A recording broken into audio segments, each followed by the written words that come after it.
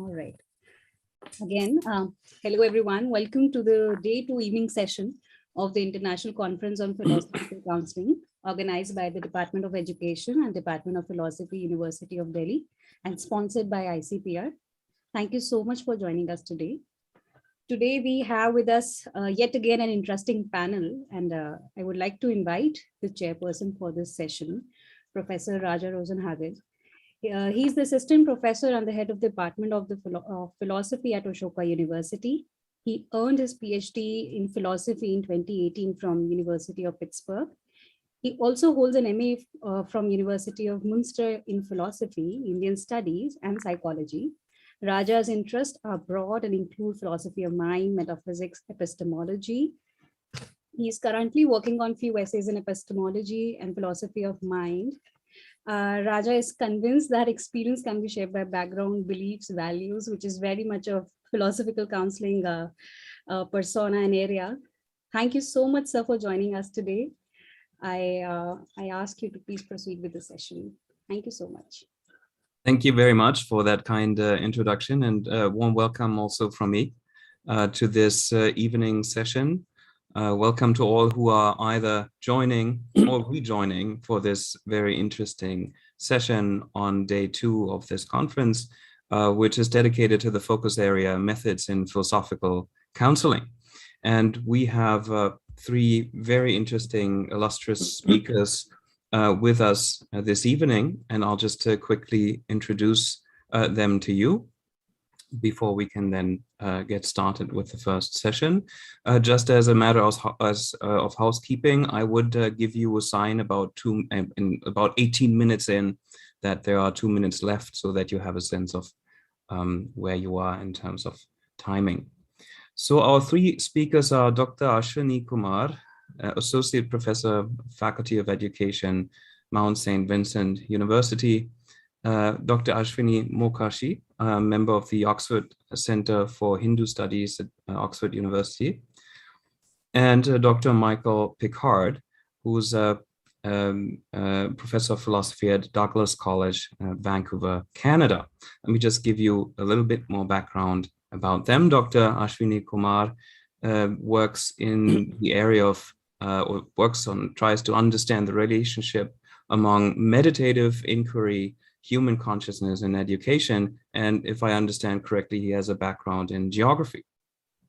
Through his concept of curriculum as meditative inquiry, and that's, I think, a book that he has published under that title, he urges educators to reimagine the whole phenomena of education in a new light, when the understanding of consciousness and its transformation form the core of the educational experience itself.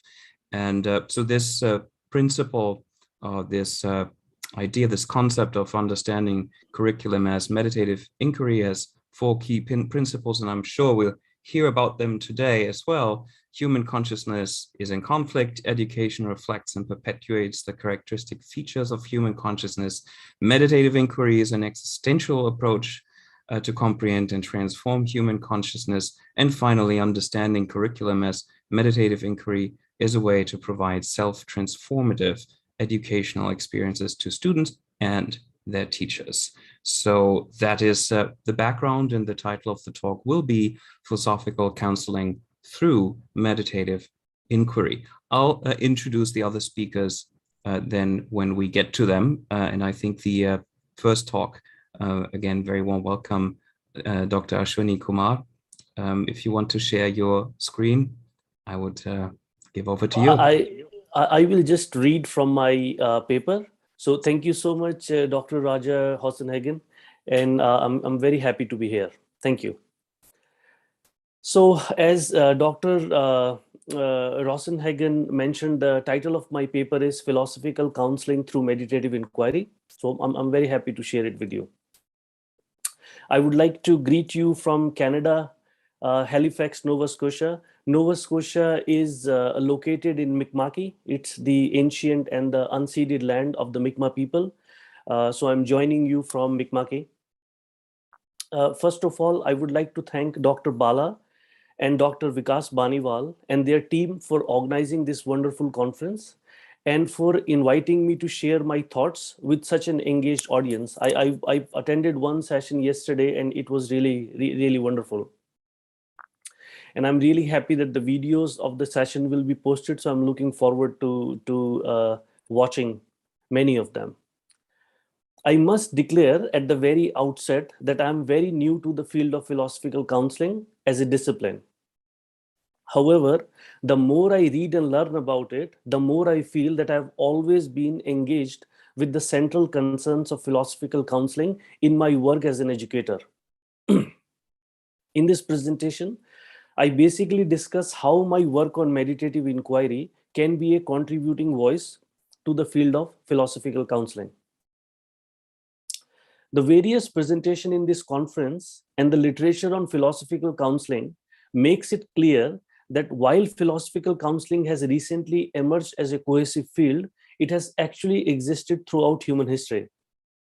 The Bhagavad Gita, Ashtavakra Gita, teachings of the Upanishads, and the discourses of Buddha from ancient India, and talks and dialogues of J. Krishnamurti in recent past can all be considered examples of philosophical counseling. Similarly, there are many other philosophers, spiritual teachers, and traditions from around the world which have been antecedents of the philosophical counseling movement. In my view, the goal of philosophical counseling in its ancient as well as contemporary manifestations is to look at psychological issues, problems, dilemmas, conundrums from a philosophical perspective, which implies engaging in deeper inquiry about life and its complexities rather than simply medicalizing and pathologizing them. In my view, philosophical counseling is a radical contribution that challenges the superficial, technical, and commercial orientation of modern psychology, where the goal is to help the individual to fit into the prevailing social and institutional systems rather than question those systems and one's place in them. While new to the field of philosophical counseling as a formal discipline, I believe that my notion of meditative inquiry, which I have developed through my scholarly research, pedagogical practices, and creative endeavors, and which is rooted in the work of spiritual philosophers like J. Krishnamurti, can further the goals and aspirations of philosophical counseling. Meditative inquiry can contribute to the growing awareness in the field of philosophical counseling regarding how contemplation and meditation can deepen and enhance the process of philosophical practice. So you must be curious, what is meditative inquiry? Meditative inquiry essentially implies the art of awareness. Its central focus is developing a deeper understanding of how one thinks, feels, and acts in everyday life.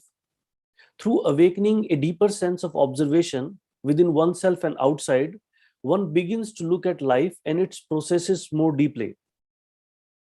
One begins to listen to others with attention and empathy rather than through judgment and control. Meditative inquiry allows for a sense of deeper communication and dialogue within oneself and between and among individuals and groups. It looks at conflicts, personal and social, from the perspective of deep understanding so that the roots of the conflicts are unearthed and eradicated through meditative engagement.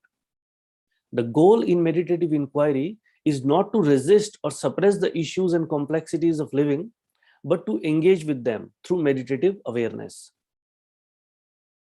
The core purpose of meditative inquiry is to deeply understand and transform the conflicted nature of human consciousness by cultivating a deeper sense of awareness. Human consciousness implies our everyday inner states characterized by fears, anxieties, pleasures, jealousies, and conflicts. Our consciousness influences how we interact with one another as individuals and in groups. It lies at the very root of the social, political, economic, and educational structures that we have created. As the consciousness within each one of us is in a state of conflict, it not only undermines our psychological well-being, but also creates patterns of conflict in relationship with others, which over time crystallize themselves as structural or systemic problems. Meditative inquiry implies developing a deep awareness of the patterns of consciousness within ourselves, in our relationships, and in the structures of the society. Meditative awareness loosens the rigid patterns and structures within us, which are more often than not mechanical and unconscious in nature, and it helps us become more pliable, responsive, and authentic. Such deep awareness, which grows through questioning, self-reflection, listening, and authentic dialogue, brings about a sense of self that is rooted in holistic, integrated, and authentic being, rather than in the conditioned patterns of psychosocial identity. A central aspect of growing and deepening meditative awareness is to learn the arts of listening and observation. Meditative listening and observation demand paying attention to oneself and one's relationship to people and nature in everyday life. The purpose of such listening and observation are not just to analyze, categorize, and classify what one hears and sees according to one's knowledge and conditioning. On the contrary, meditative listening and observation bring about a state of mind and being that allow us to connect with each other and nature with a sense of open-mindedness, acceptance, and compassion. To experience meditative listening and observation, we need a mind that is relaxed and centered. Meditative inquiry therefore encourages relaxation activities like quiet and attentive walks in nature, listening to its whispers and observing its immense beauty, qigong, calming breathing exercises, and listening to meditative music, among others. The ability to listening and observing attentively create the conducive space for what I call dialogical meditative inquiry. Dialogical meditative inquiry creates the possibilities of expressing one's ideas and engaging with others' ideas contemplatively and compassionately. It allows us to be open to different worldviews, and thereby it facilitates deeper and richer exploration of personal, relational, and social problems, issues, and conflicts. Together, arts of listening and observation and the practice of dialogue, the key elements of meditative inquiry, offer a pathway towards asking deeper questions about life, discovering ourselves, and connecting with one another and nature at a deeper level. When engaged with sincerely and holistically, meditative inquiry opens the door to an authentic living. Next, I discuss how meditative inquiry may contribute to the contemplative voices within philosophical counseling. Meditative inquiry and philosophical counseling share a lot of common ground. Meditative inquiry could be considered a form of philosophical counseling that is rooted in deep inner awareness of one's thinking, feelings, and actions. In fact, the key contemporary components of philosophical counseling, like Lahav and Marinov, consider contemplation and meditation central to the theory and practice of philosophical counseling. So, how can meditative inquiry contribute to the discourse and practice of philosophical counseling, especially in relation to its focus on contemplation and meditation? First of all, the perspective of meditative inquiry can support us in expanding the meanings of three keywords: philosophy, counseling, and philosophical counseling. From the meditative inquiry viewpoint, philosophy cannot be just an intellectual and cognitive pursuit, which has become central to philosophy because of the predominance of Western, particularly analytical philosophy. Meditative inquiry allows philosophy to return to its foundational root, the love of wisdom, and become a holistic form of inquiry which brings together the intellect, emotions, and actions, as well as being and awareness. Similarly, from a meditative inquiry outlook, counseling goes beyond helping someone to fit into the predominant system and treating psychological issues and problems as if they are isolated from the existential issues. In meditative inquiry, counseling is invited to assume a deeper role where the intention is to understand the structure and process of oneself through direct observation and authentic and free dialogue, rather than through pre-established structures and theories. So, from a meditative inquiry orientation, philosophical counseling becomes a way to gain deeper wisdom about one's own self and one's relationship to the world. One central goal of philosophical counseling is to engage in authentic inner exploration of questions of deeper existential significance, such as who am I? What is the purpose of my life? What is death? What it means to live a good and happy life? Why are there inner and outer conflicts? How can one live with oneself and others peacefully? These questions are central to the notion of meditative inquiry as they are to philosophical counseling. Through its personal focus, meditative inquiry allows us to explore these questions with our whole being. In a meditative exploration, the goal is not just to find intellectual explanations for these questions, but to actually live with these questions and allow them to unfold. Intellectual answers, however profound and logical, do not satisfy the core of our being. They only partly and superficially ease the existential angst. Meditative inquiry, on the other hand, does not merely engage with these questions intellectually, but allows them to pervade the whole being so that they can touch our very roots and begin to transform our thoughts, feelings, and actions deeply and organically. The next potential contribution of meditative inquiry to the contemplative focus of philosophical counseling pertains to the notion of dialogue. Meditative inquiry brings in the element of existential awareness to the process of dialogue. Existential awareness means that one is highly attentive to how one is thinking and feeling in the moment without judgment or control, and that one is extending the same awareness to the person one is engaging with. This quality of deeper awareness changes the dynamic of usual conversation, where the goal is to engage merely cognitively or intellectually. The listening and speaking that happens in a meditative dialogue allows for a deeper connection and understanding.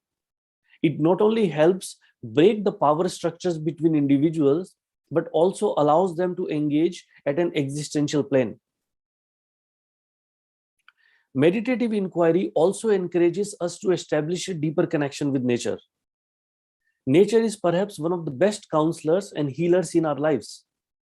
Ancient cultures of the world have known this for thousands of years, and modern science is now slowly catching up to the deep mystical and spiritual qualities of nature. We are beginning to realize now that everything in nature is alive and is connected to everything else, and that healing nature is absolutely essential to not only mitigate climate crisis, but to heal human consciousness. The idea of nature deficit and the significance of spending time in nature for health and well-being are well established now. One central tenet of meditative inquiry is spending time in nature, because being in nature naturally heightens one's awareness, one's capacity to observe, to listen, to touch, and to feel. This point is often asserted by Krishnamurti in his description of nature in many of his books, particularly in the Commentaries of Living, series 1 to 3.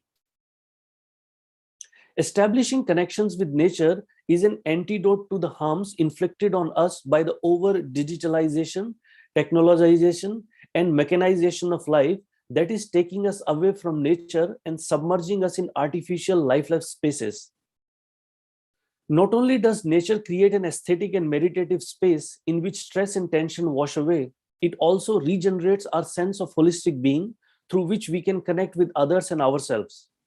In my opinion, an individual who is interested in philosophical counseling needs to establish connection with nature and seek the counseling that nature offers through its subtle and healing ways.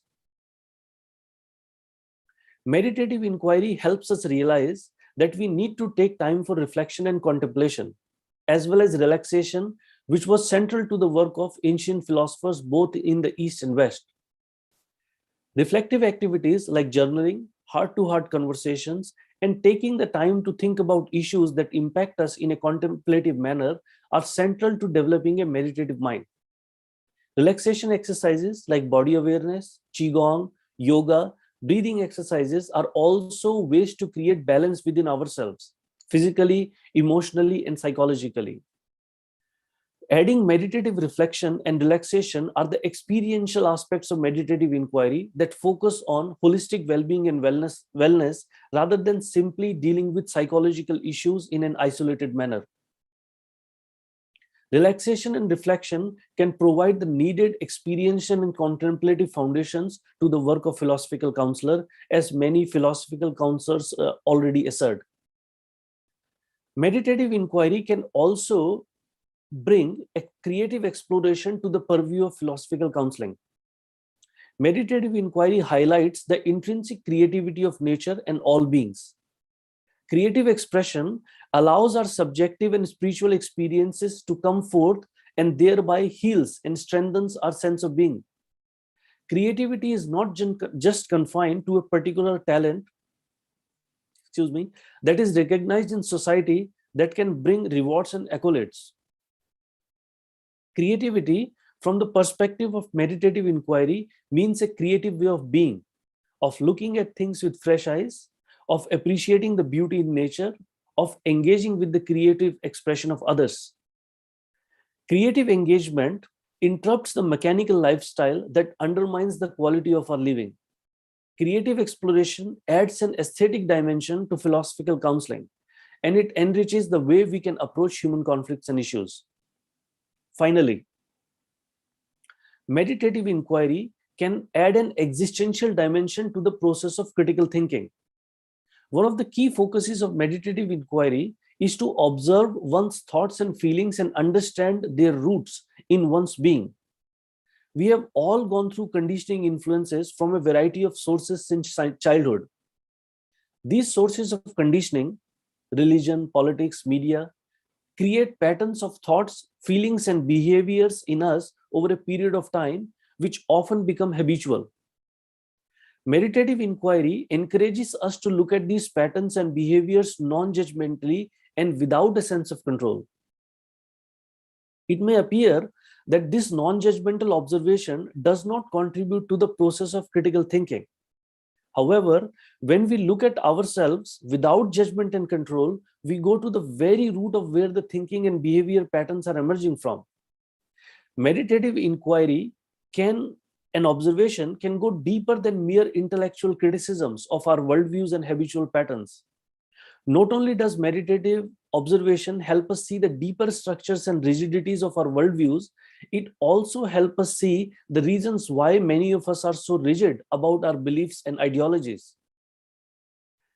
Questioning and critiquing our ideologies and worldviews are helpful, but unless one cultivates a meditative awareness of how these habitual patterns occur on a day-to-day basis and influence us and our relationship to others, a deeper transformation of the mind is not possible. Providing a meditative foundation to the process of critical thinking can, in my view, contribute to the central focuses of philosophical counseling. In closing, this presentation has allowed me to begin formulating how my work on meditative inquiry can contribute to the contemplative goals and practices of the philosophical counseling movement. What brings meditative inquiry and philosophical counseling together is their interest in deeper inquiry into life and its issues and problems. Rather than medicalizing and pathologizing personal and relational conflicts, meditative inquiry and philosophical counseling encourage us to delve deeper through critical thinking, self-reflection, and dialogue, and embrace authentic transformation. I believe that the existential focus of meditative inquiry that promotes meditative awareness of ourselves and our relationship with people and nature can further enrich the contemplative orientations within the field of philosophical counseling. Thank you so much for listening. I hope I was not over time. Let me first congratulate you on perfect timing. Perfect timing. Excellent. I didn't plan it. Thank you.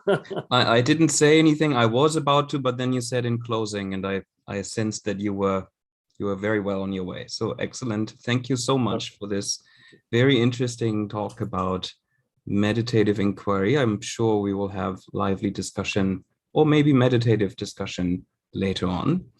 Thank you so much. I will introduce our next speaker, Dr. Ashwini Mokashi.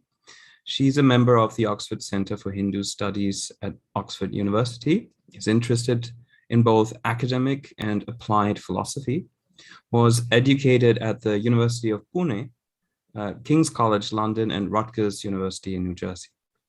She taught philosophy at Pune, in Vadia and Ferguson colleges. As a guest lecturer at the University of Pune, she designed and introduced a comparative course in ancient Greek and Sanskrit during 1993 through 1995. And during her stay in Princeton, she continued her interest in philosophy as an independent research scholar. She served 2 terms as president of the Princeton Research Forum and taught a course at the Evergreen Forum in New Jersey. In October 2021, so last year, she joined the Oxford Center for Hindu Studies in the UK. Her first book was published in 2019 and is entitled Sapiens or Sapiens and Sthita Pragya, a comparative study in Seneca's Stoicism and the Bhagavad Gita. Her current writing project is about meditation, so we see a natural transition here from the previous talk. She is a member of APPA and has been practicing philosophy for many years. Now we are very happy to welcome Dr. Mokashi here, and the title of her talk is going to be Traditions of Philosophical Counselling in Ancient, Medieval, and Modern India. Over to you. Very warm welcome. Thank you so much, Professor Rosenhagen. And I would like to share the screen if possible. So first of all, thank you so much to Professor Balaganapati Devarkonda for organizing this conference and for inviting me. Thank you very much to Dr. Vikas, Madhulika, and Charu for putting in amazing amount of effort in making this such a wonderful occasion. I'm very delighted and honored to be here. And I do apologize in the beginning for having a bad throat. It's still recovering, and I hope my voice lasts. So let me just...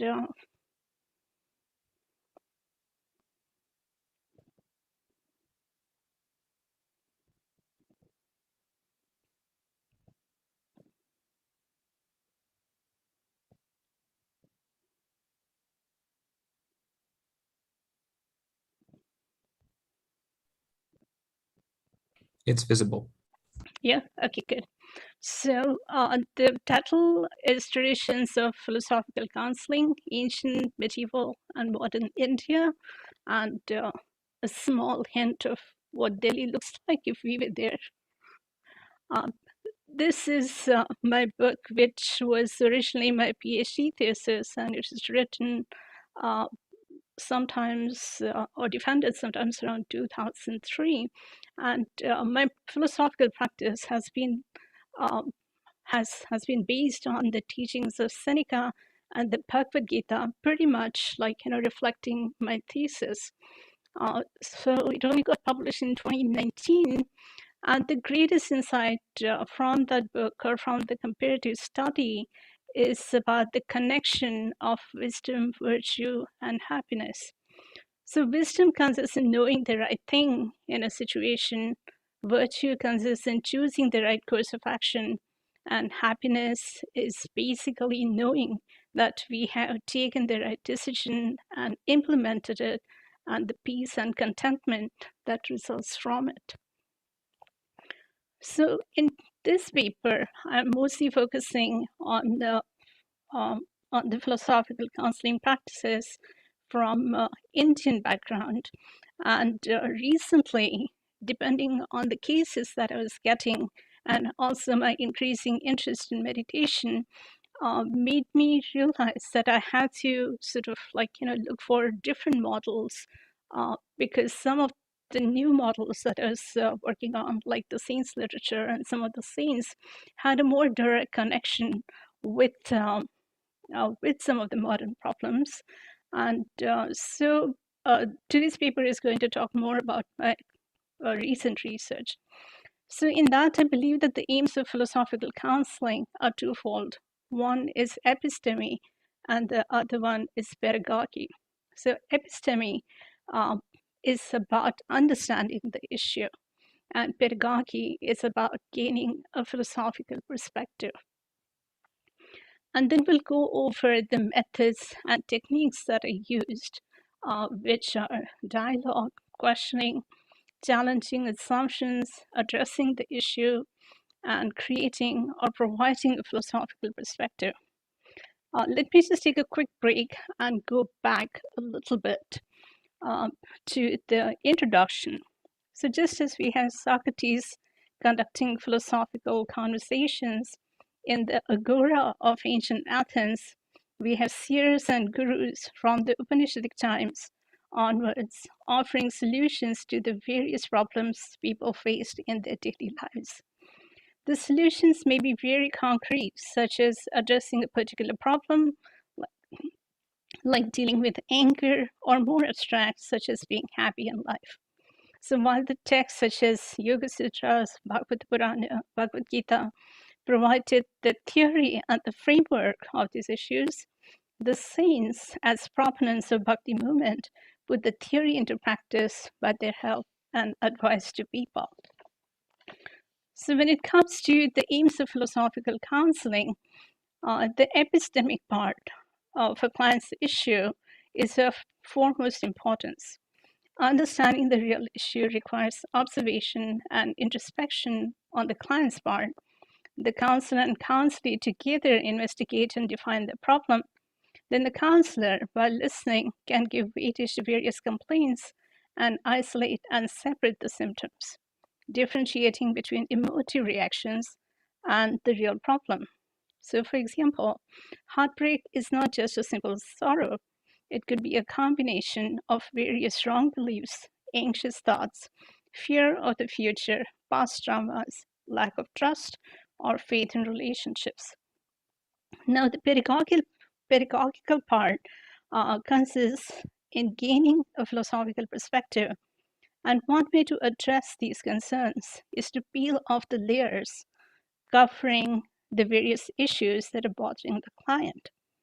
So in the process, one may uncover destructive beliefs or wrong conceptions about the world, colored by anxieties or fear of the unknown. The state of not knowing calls for stoic acceptance of the situation. Acceptance brings a person out of denial that allows for the possibility of taking another look at one's life and its unresolved issues to see perhaps how they might be addressed by creating a different philosophical perspective. So when we go to the methods, a dialogue is obviously a Socratic dialogue, where we start talking to the client, listening to them, establishing some kind of connection in which the client feels comfortable talking about their problems and gives a relevant history. The questioning part is about questioning the issue and trying to ask various questions about whether it's possible to look at the situation in a different way. Is it possible to give benefit of doubt to somebody who is causing trouble? Is it possible to forgive the person who is causing trouble? Many times we are conditioned to think in a certain way, and we are bound by our limits of thinking or seeing the world. Our own past experiences, genetics, upbringing, educational background, and conditions of this kind make us experience the world in a certain way. So questioning our assumptions is very important, which brings us to the third technique, which is challenging assumptions. Now, it's important to have a different approach to understand the peripheral problems. And when the peripheries of an issue become smoother, then the counselor continues their march toward resolving the core issue. And how does one address the core issue, which is the fourth technique? So most clients are not ready to reveal their innermost vulnerabilities. Reaching their vulnerable side leads to healing catharsis, which allows the counselor to uncover the real issue suppressed by the client. It takes time and effort, and the counselor needs to be very graceful and compassionate to take the counseling beyond these situations. The good news is that is where the problem lies, and if the counselor gets to that part, then it becomes much addressed to move to the pedagogical part, which is providing a philosophical perspective. Now, at this stage, it's still worthwhile to create a philosophical perspective together, and frequently I ask my clients which philosophy they would like to refer to, provide them a lot of articles to read, either from Stoicism or the Gita or one of the saints, and whatever is appropriate to the issue. And then we come up with a perspective. And if the client is still unable to come up with a perspective, then we try to provide the perspective. And when they start seeing the positive results of the new line of thinking, then the clients feel validated and they feel encouraged to continue with the newly found wisdom and philosophical approach. So moving on, I want to take 3 questions and give references from some of the texts. So the Bhagavad Gita, which I've used very, very often to treat clients, has the message of developing detachment. In the Sanskrit, it says, Samadukhe sukhe kritva labha labho jaya, which is about talking of equidistance or keeping equidistance between pain and pleasure. It advises us to remain balanced both in calamities and good times, and that has tremendous usages. So the way I use it in terms of solving relationship conflicts is to try and see how relationships are formed and maintained. So it's essential for relationships at the beginning of the relationships for people to have some passion for each other. But it doesn't last forever. And even if 2 people are very passionate about continuing their friendship or relationship, sooner or later they realize that they have other demands from the rest of the world. So retaining the attachment while maintaining the connection requires a balance of life and a touch of detachment, and it becomes a very important sutra in terms of continuing relationships. And then recently I moved to Saint Kabir, and the greatest message I find in Saint Kabir is how to enjoy divine love. So, for example, I would like to mention a poem by Saint Kabir, which is called Mohi Tohi Lagi Nahi Chute. And the translation of this poem by Nobel laureate Rabindranath Tagore is given as follows. How could the love between thee and me sever? As the lotus leaf abides on the water, so thou art my Lord, and I am thy servant. From the beginning until the ending of time, there is love between thee and me, and how shall such love be extinguished? Kabir says, as the river enters the ocean, so my heart touches thee. Kabir's extreme devotion and serene faith is very inspiring to other people. The relevance of this poem for modern times lies in indicating the possibility for a human mind to evolve by grasping this spiritual connection and by enjoying it despite the widespread prevalence of unfairness and injustice in the world. If the human mind succeeds in so doing, it can experience eternal love and be able to give and receive love. Moving on to another model, which I find very useful, is Saint Tukaram, a 17th century poet from Maharashtra. He was a prolific writer, and he authored several poems which are collected in a book called Tukaramachi Gatha. Many poems talk about joy and happiness in some form or another. He discusses emotions aroused by the divine in many poems, mostly about his love for God, his grief when estranged from God, his joy in seeing the vision of God. Saint Tukaram believed that his joy and happiness came from accepting whatever situation he was in as a gift from God. For him, everything was a blessing. If he receives financial compensation for his work, he's joyful and he shares his bounty.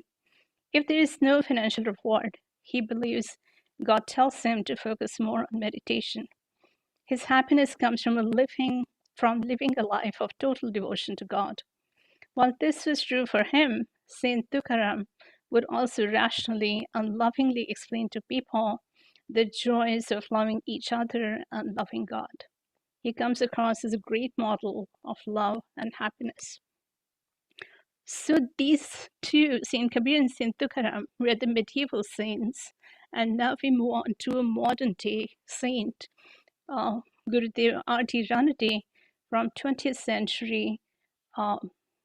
He retired to Nimba. He retired to Nimba in Karnataka, and he was a very well-known professor. He was a vice chancellor of Allahabad University in India, and some of his books have become classics in Indology, such as A Constructive Survey of the Upanishadic Philosophy, Bhagavad Gita, A Philosophy of God Realization, Vedanta, the culmination of Indian thought. For Gurudev Ranade, devotion and the spiritual path were open to people from all religions. He was a modern-day saint and believed in improving human lives in the light of the divine kingdom of ends. He had a rational approach to spirituality, and he only believed what he and his gurus had themselves witnessed. He had thousands of disciples, and they lovingly called him Gurudev. He was otherwise known as Professor Ranade in the academic circles. Here are some examples of the stories which are narrated by his followers about how he helped his disciples. He asked talented students from low-income families to stay with him in Allahabad to continue their education. He would provide them room and board, and in return, the students would help by doing academic chores, such as reading to him or acting as research assistants. He advised a young engineering student failing at his studies to try an economic study course, and the student did exceptionally well. Disciples who had spiritual problems were advised to read certain sections of books about or by other saints to learn how others have dealt with such problems successfully without telling them what they should do. So having talked about the theory, I would like to talk a little bit about practice, and I hope I'm keeping on time. Okay. So a group of young detainees were suffering from depression and aggression issues, and when I talked to them, they learned to focus on the blessings of life, on the blessings life had bestowed on them to face the challenges of life, even though they were required to spend time at an institution. This was actually my very first case, and I had kind of landed at this place completely serendipitously to give a talk on Indian philosophy. And then I realized that there was an opportunity to help these young detainees. And so I spent some time with them, and I was really thrilled to see some very positive results. Now, in the next case, which I dealt with very recently, it is a case in which a client was suffering from loneliness and lack of confidence, and we restored faith that the client had divine loving support and reduced the anxiety and insecurity, and it allowed the client to reach out to others with an offer of friendship and socialize more, and slowly and surely the client stopped feeling lonely and was able to feel socially confident.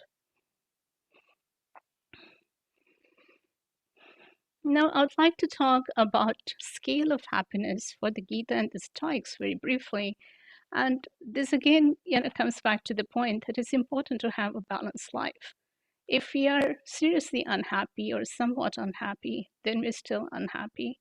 If we are somewhat happy or super happy, we are still not balanced. So the way to be happy is really to be at a neutral, balanced state, which is again, going back to the Gita statement, samadukha sukhe kritva, having equidistance from both pain and suffering, as well as from happiness.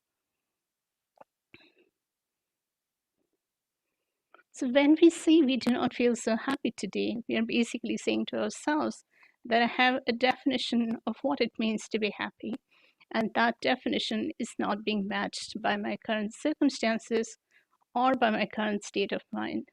So the goal is to stay stable at number 3. And I just briefly, Okay, yeah, I'm coming very close to the end. So just in brief, I want to go over some more case studies. In case of a client who's feeling unloved, we taught compassion for the client, for themselves. In a case of lack of money, we talked about giving in kind and receiving in kind. When life seems unfair, we took a bunch of people to visit an orphanage. When a client was feeling unfairly criticized, we try to understand that the other person is disturbed and not the client. And when somebody is feeling violated, the advice was to protect themselves. So I put up a lot of my writings on my website, and the motto of my website is basically philosophy as a means to obtain happiness, which I should say is the motto of my philosophy practice. So thank you for listening, and I would like to conclude here. Thank you very much. Another instance of perfect timing, I shall say. Thank you very much for this very interesting presentation and for giving us an insight into your practice and the sources that you look at from the Indian tradition, and also some of the case studies. I'm sure we will have questions about details here later. So thank you so much, and we'll postpone everything else till later. So just, I would like to interfere. Our last speaker, Professor Michael, would not be joining. He's not here yet, maybe because of some time difference issue. But please proceed with the question answer round. And if he joins in between, then we can conduct a session later. Yes, then I would say the floor is open. We have two speakers who have both talked about meditation to some extent, and about the Indian philosophical tradition and philosophical counseling in it. So the floor is open. Please raise your hands, either electronically, I guess, if you have a question for our speakers.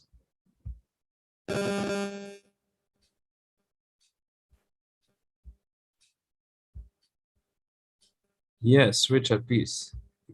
First.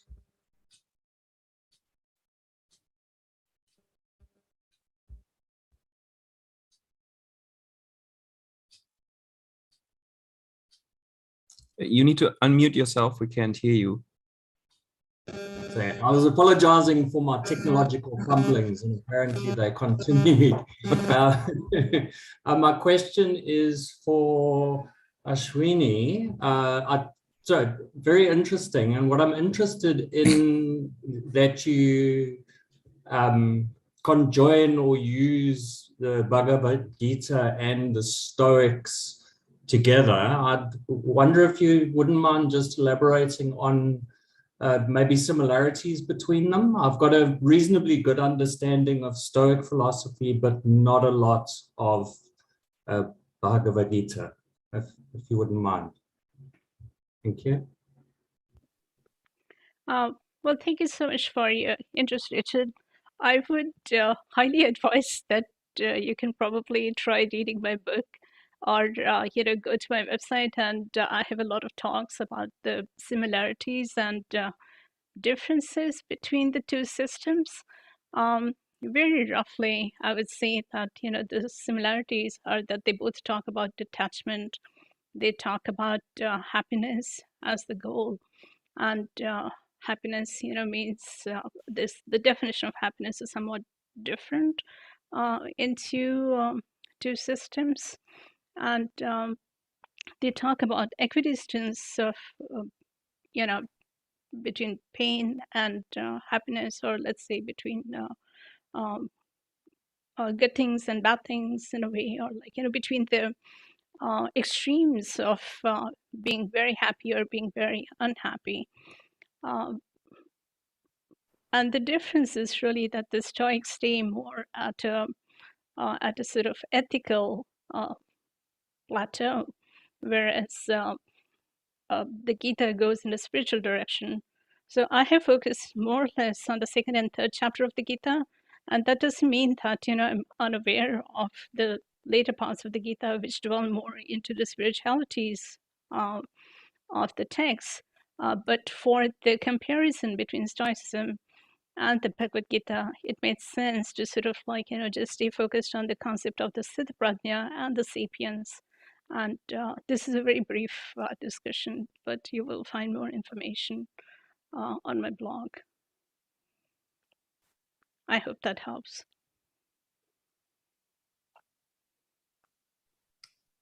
Thank you. The next question is from Kanchan Gogate.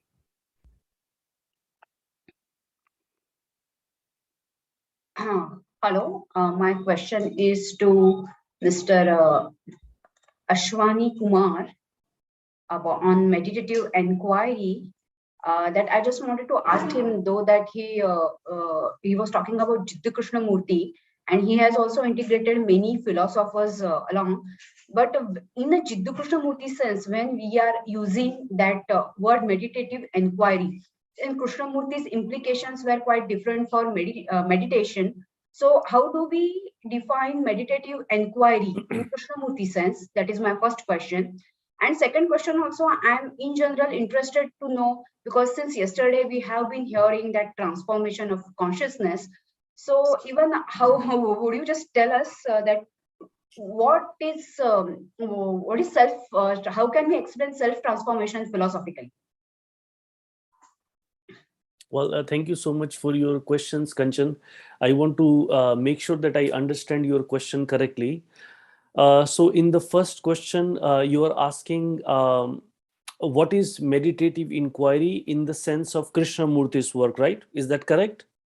And the second question is, how can we experience the transformation of self philosophically? Is that correct? So Krishnamurti certainly has very deeply influenced my thinking and understanding. And in Krishnamurti's sense, meditative inquiry can be encapsulated in just one word: awareness. That is living a life of existential awareness. So meditation for Krishnamurti is not sitting in a particular fashion or doing a particular activity. He discards all traditional forms of activities. I think all of you must be very well aware of that. So for Krishnamurti, meditation is living a life of awareness day to day in the very moment, and you are not excluding, and you are not, nothing is out of the purview of the meditation. Whether you are eating, whether you are talking, whether you are dressing up, whether you are walking on the mountains, no action of life is out of the purview of meditation. So from a Krishnamurti perspective, meditation pervades each and every aspect of our life, because it's the way of being aware in the moment. That's one thing. The way I have integrated a lot of Krishnamurti's ideas in my understanding and in my work, but there is also a little bit of difference between the way I talk about meditative inquiry.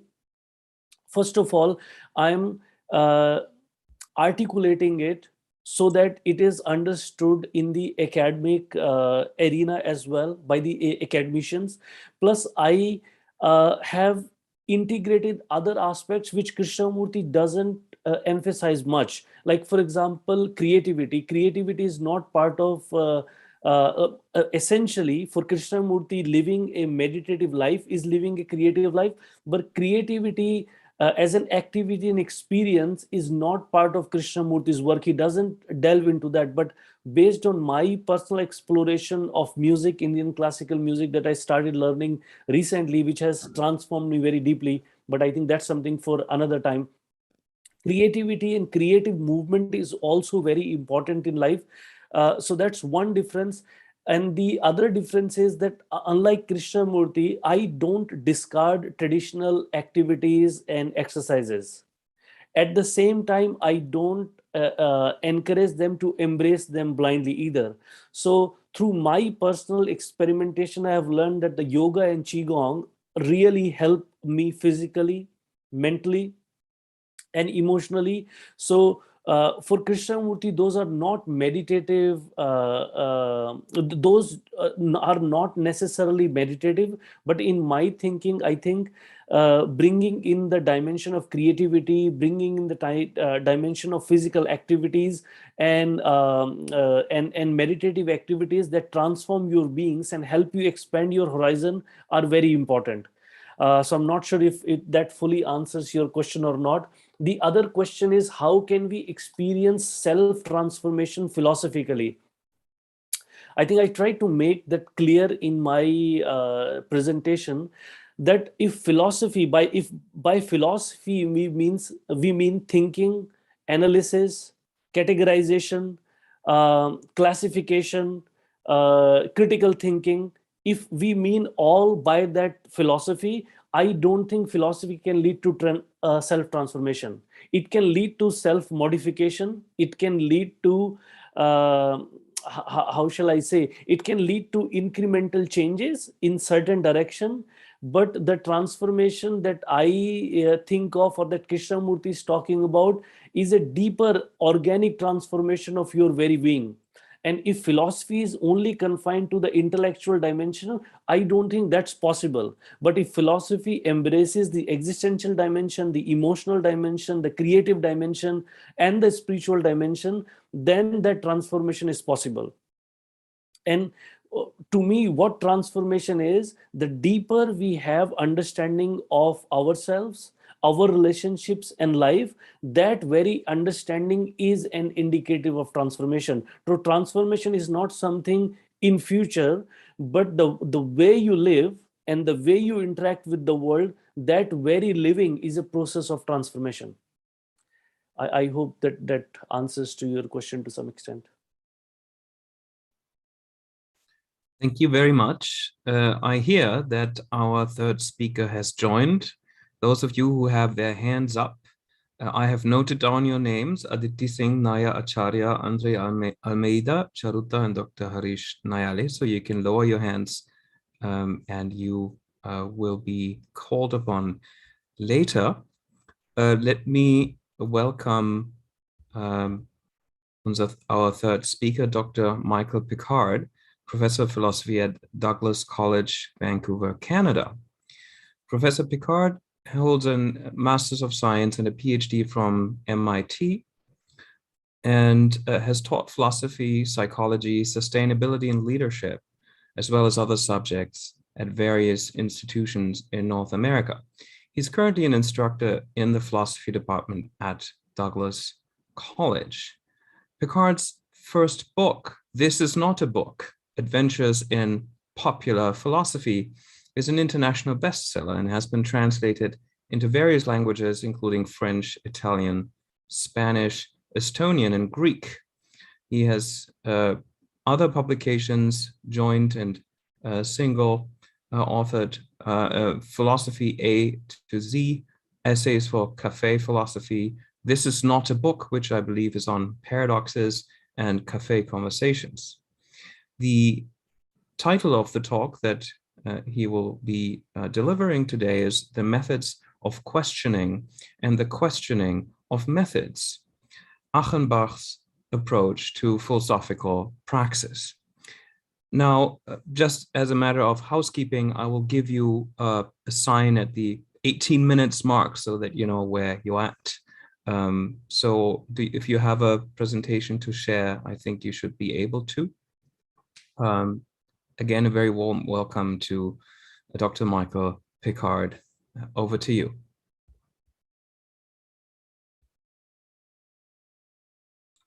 Okay, there. Can you see my screen? Not yet. Yeah. No, there we go. It's coming up, yes. Okay, it's just got quotations on it. So let me get started. I shouldn't go longer, at least not more than a minute or two. The question of methods. Gerhard Achenbach has been clear that philosophical praxis is not therapy, any more than it is teaching, that there is no theory to be applied in philosophical praxis, and that there is no method. Since philosophers who are often paid to teach and who love their fights over theory and method, and since practice is readily conceived as application of theories, these principal exclusions have led to considerable confusion. Since, too, self-respecting psychotherapists generally regard themselves as applying theory and method in delivering therapy, even the big tent of psychotherapy finds it has no room for Achenbach's approach to counseling. It has therefore been all too easy for critics and even some proponents of philosophical praxis to dismiss Achenbach, perhaps after thanks for having invented the concept, and then to proceed to ignore his blanket prohibitions. For instance, philosophical counseling becomes therapy after all, but only after being unhelpfully dubbed non-therapy therapy, or therapy for the sane. We might take it a step further and call it healing for those who have no need for healing. Likewise, the prohibition on method has in criticism been less than usefully tagged as a beyond method, which allegedly leads ineluctably to anything goes, which is taken in turn as tantamount to a reductio ad absurdum. I want to suggest that these patently self-contradictory labels are misguided and unhelpful, and that they survive in the literature about Achenbach due in part to poor or limited translations. The dearth of good translations makes it even easier and perhaps necessary to refer to the author through his critics and to refute representations of Achenbach's view rather than the views themselves, which are admittedly not always easy to ascertain. For his part, Achenbach eschews the phrases beyond method and anti-therapy therapy, and he would reject out of hand what is generally intended by the slogan anything goes, that is, when it is supposed to support a reductio. Of course, that famous phrase was embraced by Paul Feyerabend, whose meaning was widely misunderstood at the time. The misunderstanding as regards Achenbach is in fact almost identical. So my first point is that we not be guided by these soundbite pot shots, but look instead at what was actually said and meant. And to do that here, I'm going to be relying mostly on excerpts from my own translations of Achenbach, which I have undertaken under his direction, and which are forthcoming as 2 books with Lexington Books in the United States, as well as an expected future special issue of the American journal Philosophical Praxis. Part 2, questioning methods. It might be useful to begin by rehearsing some of the overlapping senses of the polyvalent term method. Its root refers to a path going along, so a method can simply mean a way of acting, thus a plan or procedure undertaken as a means to some goal or aim.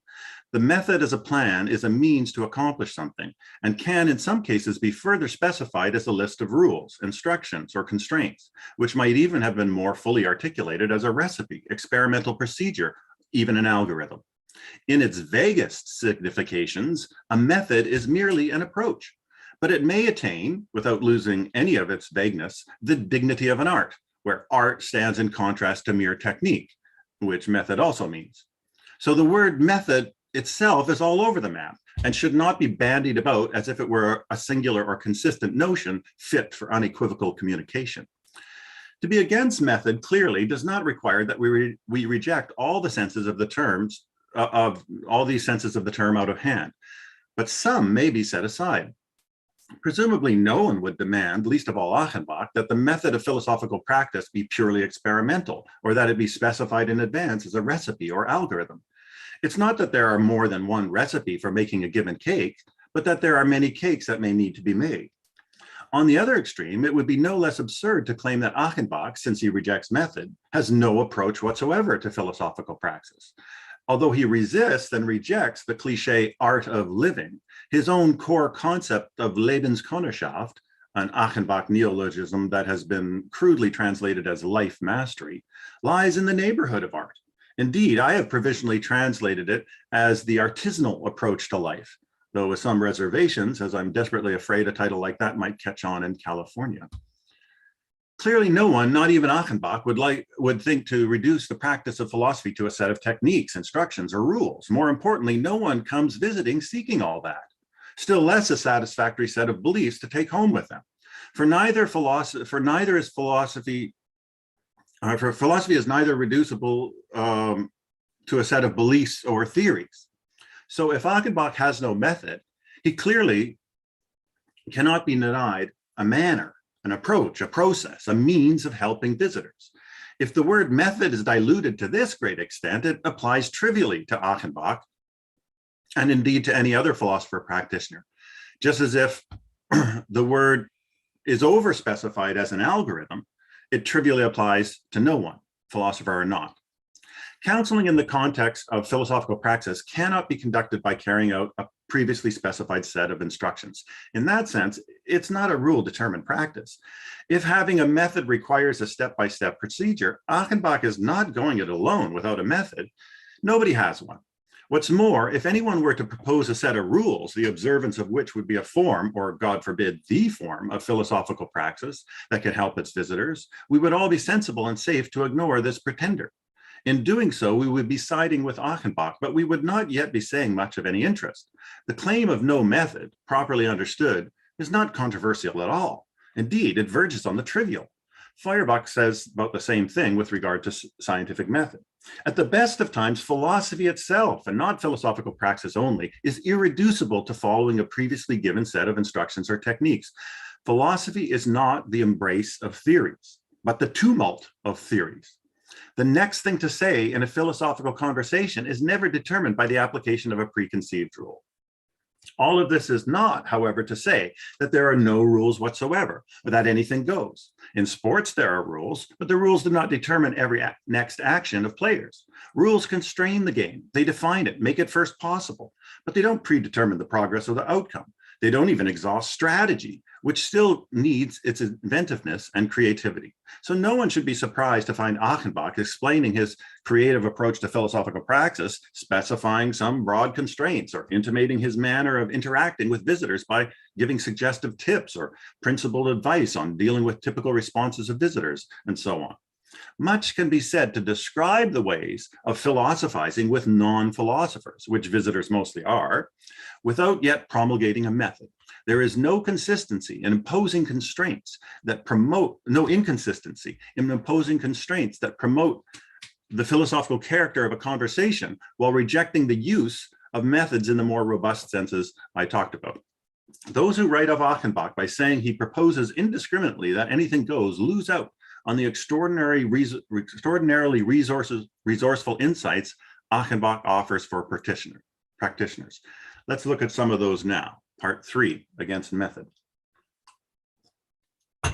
5 parts, the last one's super short. If a no method method shuns all rules, then I should go here.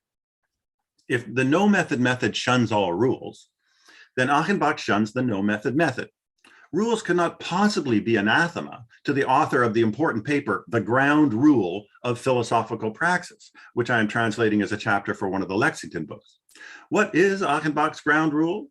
It concerns beginnings, the question of where, how, and with what the philosophical practitioner is to begin with a visitor. It's a pre-theoretical question faced by anyone who would practice philosophy with others.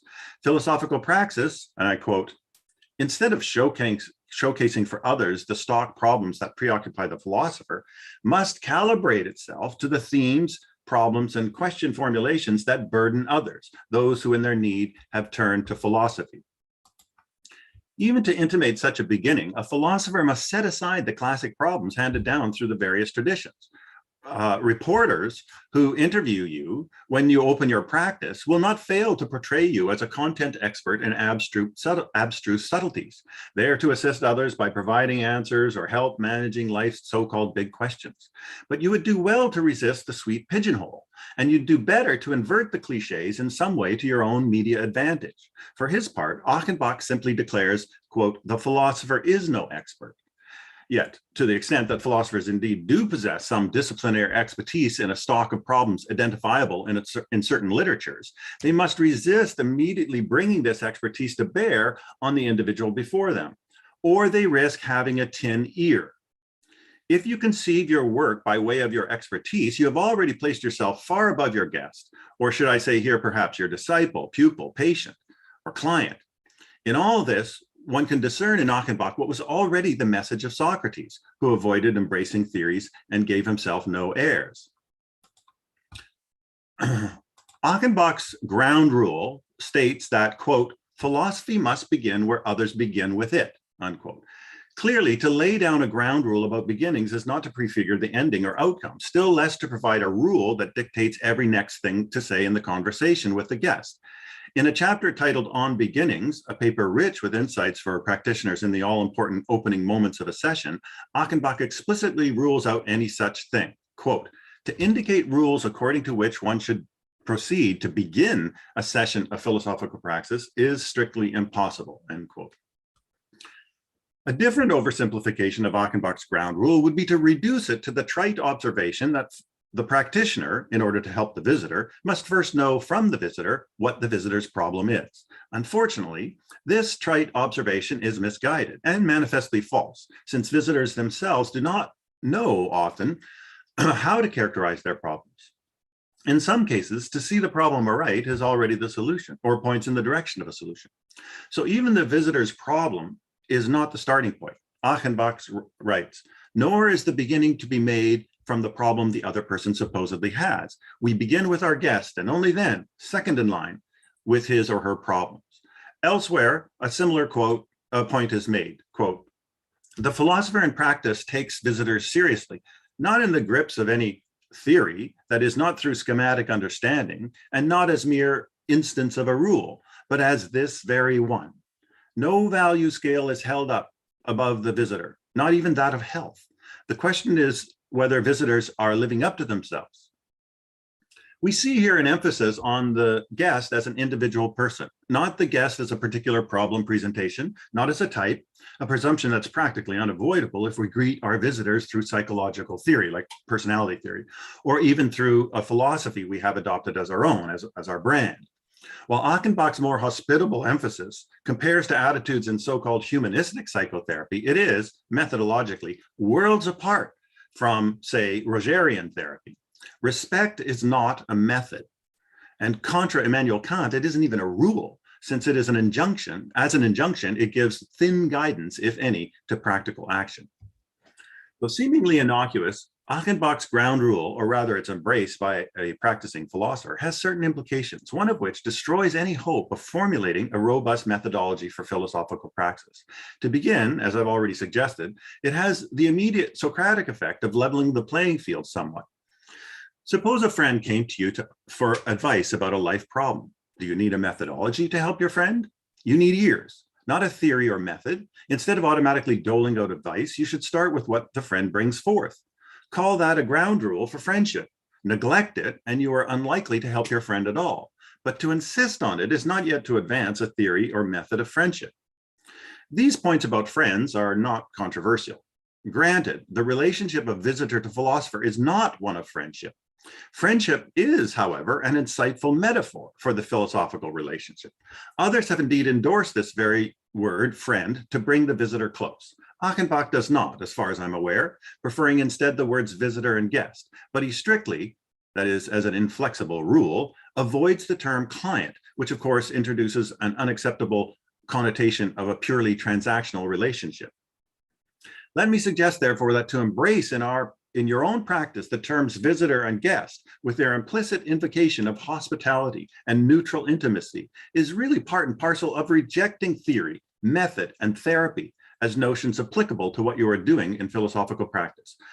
What I'm saying is that it's fitting and quite right to serve tea.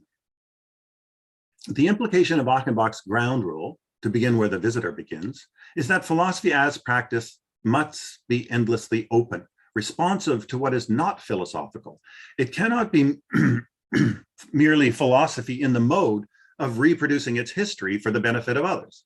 This openness is essentially the same as that of a friend who has ears to hear the troubles of a friend. Friendship is not the application of method or theory. Any relationship that is to the same extent open to the visiting other is likewise not a rules-based process. In fact, one might turn the tables on the critic and say that anyone who proposes a method or theory to be applied in philosophical praxis is proposing the equivalent of a method or theory to be applied in friendship. Listening to Achenbach, now I just have a few more quotes to wrap up. and give you a flavor of Achenbach. These are from current translations. The problem facing Achenbach's, the problem facing philosophical praxis, which is the encounter of philosophy with the unphilosophical, is not best formulated in terms of method. Achenbach writes, if we are to be concise here, we must ask, in what way do practicing philosophers help their visitors along? The usual way to frame this question is confusing. What methods do philosophical practitioners follow? To speak correctly, philosophy works not with, but at best upon methods. Obedience to method is the pride of the sciences, not the point of philosophy. Philosophical thinking does not move along ready-made path. It looks anew at, in each case, for the right way. Rather than deploy well-known thought routines, it sabotages them to clarify itself. Elsewhere, Achenbach similarly says philosophy does not work with theories, but upon theories. So the injunction against theory is not ignorance or indifference to theories. Socrates knew all the theories, but rather something else, something along the lines that the individual practitioners ought never to define themselves by embracing any particular theory or set of theories or the techniques they entail. Mastery of a technique gives you expert vision to see what you've been trained to see, and maybe blindness otherwise. Don't sacrifice vision for clarity. The reliance on presupposed theories is not just a problem for the practitioner, whom it may cause to operate like one who wearing blinders. It's even more of a problem from the perspective of the visitor, who in all likelihood did not come visiting to acquire a theory. The people who come to visit a philosopher want, what people who come to visit a philosopher want is not a set of fixed beliefs, nor a theory, nor, to quote Santayana, quote, to build a philosophy like an edifice to go and live in for good. Thank you, Lydia Amir, for that quote. Again, here's Achenbach. If people's problems typically took the form of not knowing what to believe, then possibly recommending a life-affirming theory or belief system would address the typical problem. We could provide a prefabricated philosophy from the Stoics or Spinoza or Schopenhauer or Nietzsche, in which clients could take up residence. But philosophy does not offer comfortable living or a place to rest one's head. Achenbach goes on, channeling Adorno here. What is lacking is not a fixed set of beliefs to adhere to, a philosophy to subscribe to, or a place to stand. The lack is rather a deficit in education, that's Bildung, not formal education, and a reduced capacity to love. This then is the reason why philosophy cannot simply be applied as if the concerns brought by the guest could be treated with a dose of Plato or Hegel or whomever else. Philosophical readings are not remedies to be prescribed. The question is whether the philosopher, through their own reading, has become wise and understanding and attentive, whether they have acquired in this way a sensitivity for the otherwise well overlooked, and learned to become at home in wayward and offbeat thinking, feeling, and judgment. For only as co-thinker and sympathizer can one liberate visitors from their loneliness or forlornness, and thus perhaps to move them to other appraisals of life and its circumstances. This hints more positively than anything said so far at what actually gets accomplished in philosophical practice, and this leads to my final less than 2-minute closing section. What does philosophical praxis do? Praxis, Achenbach writes, does not bother with philosophical systems, constructs no philosophy, administers no philosophical insights, prescribes no philosopheme. It just sets thinking in motion. It philosophizes. Unquote. Unconcerned to establish theories, philosophical praxis must also get out of the treatment game and abandon any pretense to therapy. Philosophy is to become praxis, communicative action, a dialogical reconnaissance and problem framing, which amounts, in a phrase, to a critique of distorted communication at work in any therapeutic treatment.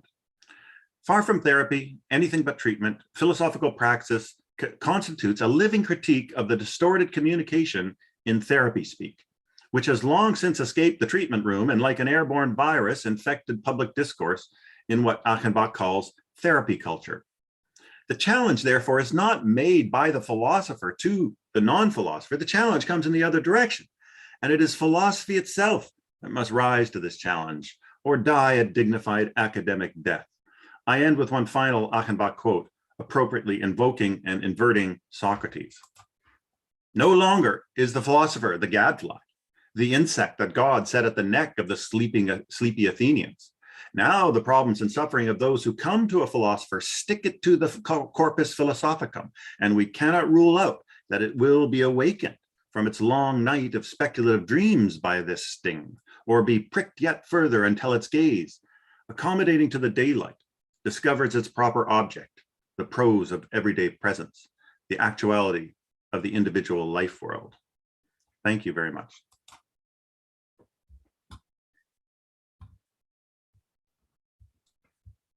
Thank you in return. That was excellent timing. Very well. We do have now time for questions and answers, and we have some questions still from the previous sections. I have jotted down the names, but I will mix a bit. So if you have questions now, if you've already raised your hand earlier, I have you jotted down, but if you have questions for this speaker, please raise your hands electronically and I will be glad to call on you. So maybe we start with a question for this speaker by Namita Nimbalkar. Sir, can you please turn off your screen share option? Yeah, thank you so much.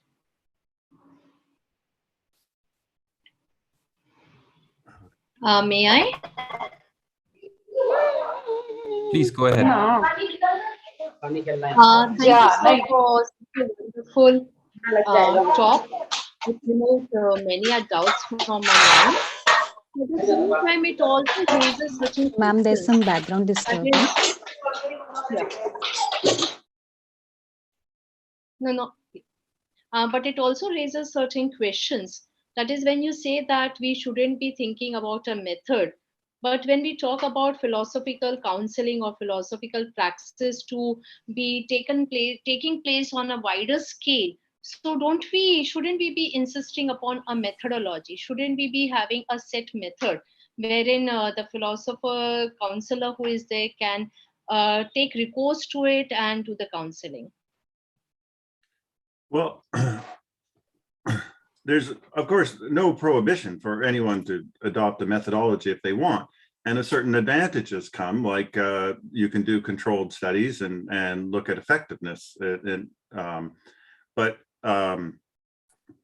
it's nevertheless the case that adopting a particular method is going to allow you to address particular kinds of problems and will make other problems much more difficult to look at. So rather than deciding in advance of any session what one's method is, one has to really begin, with, as I was saying, with the visitor. Now, yeah. So I think that's one point. But the other thing is that I mean, if one would try to say in philosophy that one needs a method, like forget philosophical praxis.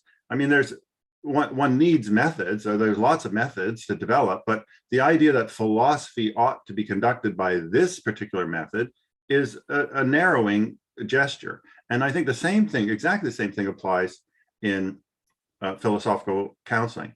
I'll just make one more point. I mentioned that there are apparently some advantage with the clear method in that you can make controlled contrasts and study. The problem, however, is that the effectiveness of therapy has been shown, for the most part, to be independent of modality and independent of the theory pushing the kind of therapy. It's a fairly robust finding that that therapy works, but there is very little evidence that this particular modality of therapy works, or that particular modality. Sometimes particular modalities for particular disorders, like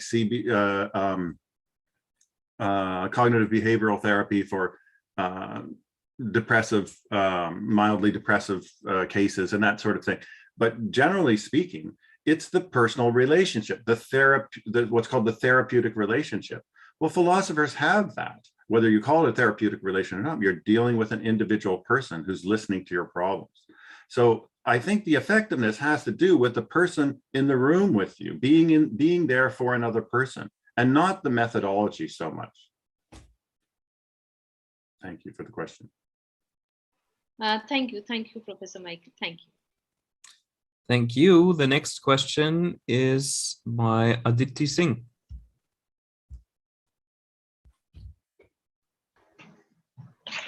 Yeah, my question is to Dr. Ashwani Kumar.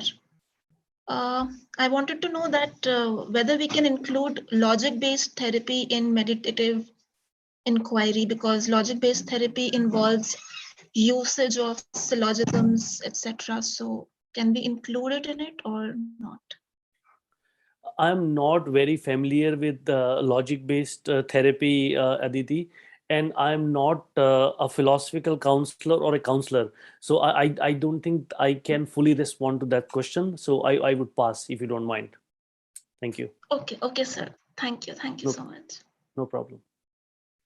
Well, that was a quick one. So Katerina Apostolidis, please. Hello, thank you to all of you for the very fascinating presentations. My question is to Dr. Picard. That was a very rich talk, and I wouldn't mind watching it all over again. My question is, what do you think distinguishes philosophical praxis from a regular conversation between friends, which happens all the time? That's a good question. You know, my contributions before the previous years, a couple of years, to philosophical praxis have been mainly in cafe philosophy, and I've edited a book called Cafe Conversations. One of the main themes of that is what makes a conversation philosophical. That's at a different level. If there's, you know, with a group of people in a cafe, and really, I think there's a lot of different things that are involved, and again, one wouldn't want to limit oneself to one particular method. But like one thing that I would think that tends to make conversations philosophical are certain kind of dialectical moves. You don't get that in psychology or therapy that much. There are certain kinds of therapies perhaps, but the way, you know, stemming maybe from Hegel, but beyond that, of inverting ideas and traveling through opposites, it is very useful. It's not logic in the usual sense, like a syllogism or something, but you know, it allows you to see opposite sides of issues, and that certainly has a philosophical spice or something that adds to a conversation. The other thing I think is primarily, there's got to be a focus on truth. There's got to be a focus on, it's got to be kind of an inquiry of some sort. Maybe not necessarily, but that's what I would try to push somehow. And it's, so the problem is a very hard one. How do you make a conversation philosophical? And especially with a bunch of people who are not philosophers. So this is one reason why I've come up with what I call philosophy sports, which are competitive collaborative games that focus, that use basically the competition and fair play as sort of like the logic structure, give a kind of objective basis for it. And I'm giving a talk about that, I guess tomorrow morning in India, tonight here. So I hope that's a bit of an answer. Thank you. Thanks for your question. Thank you. The next question comes from Naya Acharya.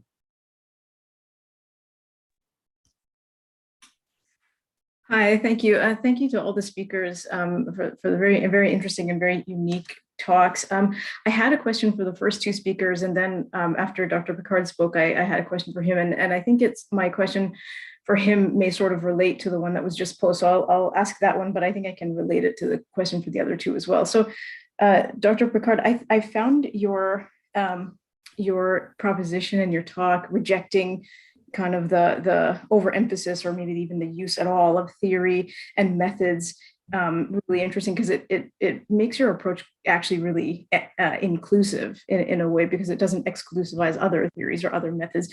So, but what I found myself wondering was, how does a philosophical counselor become as such? And I think this relates to the last question. How do they go from being a friend to an actual philosophical counselor? And what I understood from your talk, and please do correct me, is that they can become that by gaining a kind of generalized wisdom, or by becoming themselves, integrated or sensitive people. So I wanted to ask you, I mean, how does a person, in your view, become equipped to have a philosophical dialogue? And I think, to relate to the other two speakers, I think the other two speakers may invoke a certain spiritualized answer to that sensitivity might be kind of like a spiritual thing for them. And so what I wondered with the other two speakers was, at least in my understanding, there's a movement away from spirituality, or at least away from religion. And so I wondered if you find like resistance to introducing spiritual ideas to your clients, particularly Ashwini Mokashi, who has related to clients. So kind of a two-part sneaky question. I guess I will start with that. A very good question, and I'm not sure quite how to make someone, or even a conversation, philosophical, although I do it all the time in some sense. You're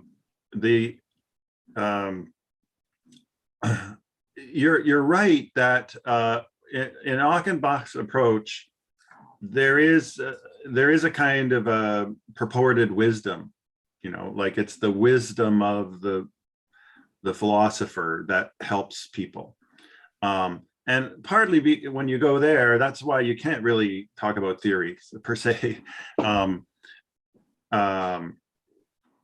on the other hand, and I do think the Achenbach's approach is inclusive, as you said, but it has also been misunderstood as a kind of a smorgasbord, like all the different theories. Just take your pick, a little bit of Plato here, a little bit of Schopenhauer. So that's not it at all. There's the engagement that with the visitor is, in Achenbach's case, I know is very intense and is like 3 hours or something. It takes a long time. It's a very I haven't witnessed it per se, but I've certainly seen him afterwards when he's been quite exhausted and so on. So there's a deep involvement, a personal kind of engagement with the other person. And it is different than a friendship, because a friendship has to be sort of equal and two ways, right? The philosopher is there of service and not benefiting directly from the interaction, or at least, on the face of it. So I think that's it. Now, just generally about spirituality and how to put those together, I'm influenced here by a paper that's in the by Ellie Pirokokos, who wrote a paper for the Cafe Conversations book. And she talks about Foucault in the context of cafe philosophy, and uses Foucault's distinction. Philosophy is sort of the theoretical side, and spirituality is just whatever you do to live up to your philosophy. So it's like a flip side of the other coin. And so if people don't like the word, well, don't use it. It doesn't. But spirituality is spirituality, whether it's named or not. So thank you. That's it. Yeah. I think part of the question was addressed to Dr. Mokashi also. So if you want to chime in. Yeah, I would like to, and thank you for the question. I guess, there's definitely a movement sort of where people want to be rational and not spiritual. And I belonged to that movement for the longest time, because I couldn't mix the two. And my first research was, I started with researching Plato and Aristotle, and then moved on to Stoics and the Gita. And I tried to stay within the confines of the rationality. But lately I've been realizing that, a lot of my clients are very spiritual, and, I don't want to deny that to anybody. if they want to talk about it. And I have done a lot of reading and research on spiritual matters as well. So I don't really see like there's a sort of boundary line where one can't enter if you want to be rational. And in fact, the most beautiful thing about Gurudev Rande's research is that he's a very rational philosopher, and he has somehow managed to keep the two sides, separately. That when you read his books, they're extremely rational and scientific in thinking, whereas his spiritual practice and his disciples were like, sort of a different world, so to say. We also have a big tradition of spirituality. I find a lot of spirituality in Plato as well, but it's mostly sort of like, seen as metaphysics of Plato. And then again, like, a lot of Western philosophy doesn't really sort of go towards meditational solutions or something of the kind. So depending on who my client is and, what they're trying to know, I stick to that.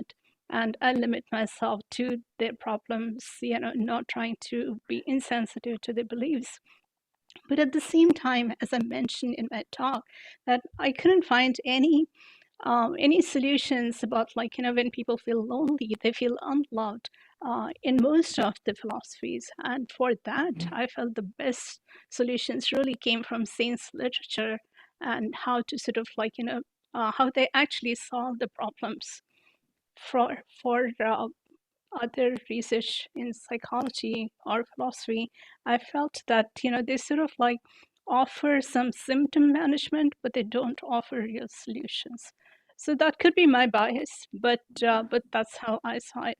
And just one last thing is that there is again a difference between religion and spirituality. So spirituality is really available for all religions, and there are a lot of people who are spiritual but not religious.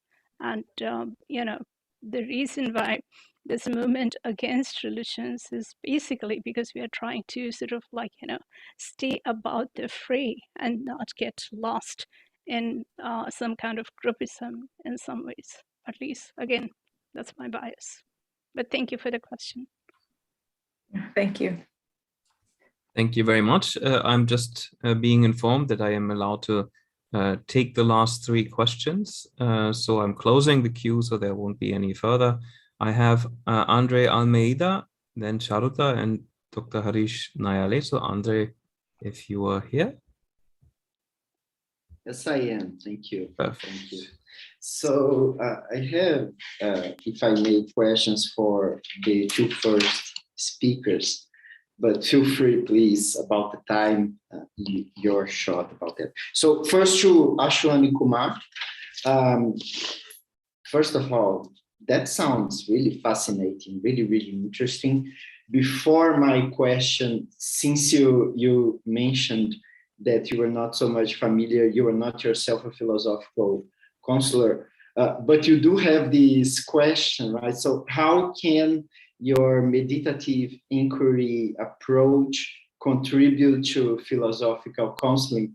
And I just wanted to call attention to the fact that potentially to me, it seems like not only could be useful from the perspective of the seeker or the visitor, to use Picard's term there, but I think it can actually be really helpful to the counselor himself, because there is a very serious challenge in avoiding that, in some sense, our own mess gets transferred to the seeker.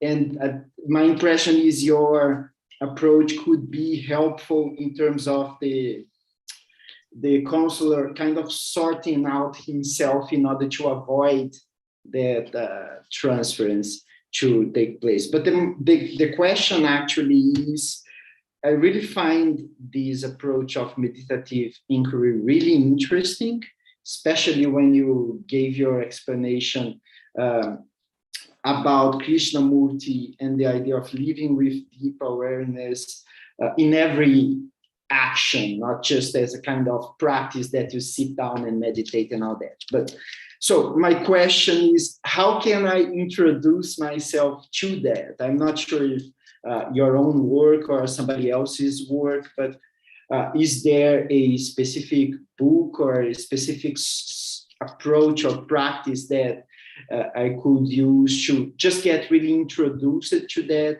approach of yours? And then, if I may, a simple question to Ashwani Mokashi. When you mentioned at a certain point, Ashwani, your recipe, if I understood you correctly, for one of the clients that seek your help had to do with restoring faith in divine love, right? And what I cannot see really is how to make that in such a way that it's not just a bunch of words that are not really meaningful in a practical sense to the person that you were offering that sort of advice. So these would be my two questions. Thank you. Raja, should I respond to Andre's comments and question? Yes. So thank you so much, Andre. I think I would like to respond to your comment first, and then question is very simple. I can definitely provide you some resources. But I really thought your comment was favorable. I definitely think that meditative inquiry has a role to play in counseling and philosophical counseling, but in just living itself. And I have developed this notion through my spiritual exploration of people like Krishnamurti and Gurudev and Kabir and very controversial Osho, but also through my own pedagogical endeavor. So I just did not read. I have very deeply engaged with this literature existentially. So that's why when I talk about meditative inquiry, for me, it's not a philosophical construct or a theory. It's a thing that you embody. It's a living process. That's one thing I think that's very important. And why it is important, it's just not important to counseling, but to the living itself, to all the human beings, because its essential focus is that we learn about ourselves and that we grow and change through that understanding and learning. And I think that applies to all contexts, including philosophical counseling. If there is no self-awareness, is there is no deeper self-awareness, is there no desire for deeply understanding yourself, your thinking, your emotions, why you do certain things, I don't know how can we guide the other person. Like going to Michael's talk, if we don't have that understanding, that depth, we will be guiding according to a particular theory or a method which has its advantage, but it's also problematic because we are narrowing the focus. So unless the interest in a human being in understanding themselves and transforming themselves, I think the possibility of helping others is quite limited. That's one thing. So I have written a book, Curriculum as Meditative Inquiry. It was based on my doctoral thesis, so it can be available freely. I will send some links in the chat for everybody. And then I wrote a conversational paper, 2 conversational papers. One is Teaching as Meditative Inquiry, and the other is Music as Meditative Inquiry. Those explore the idea of meditative inquiry in specific context of teaching and music. And then recently I have edited a book called Engaging with Meditative Inquiry in Teaching, Learning and Research, where invited a bunch of people from a variety of contexts to engage with my work on meditative inquiry. That collection will come out in April, but I will send the links to you and to everybody in the chat. Thank you. Thank you for that. Okay, sorry again for my bad voice, but I'll take a chance to, I'll take a shot at Andre's question. First of all, thank you, Andre.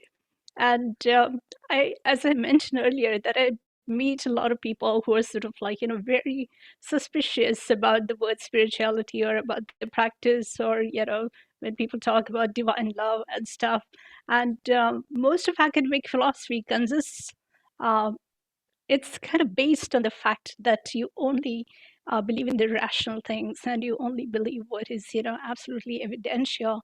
So I'm definitely taking, very adventurous route in talking to the philosophers about spirituality. So do forgive me for that.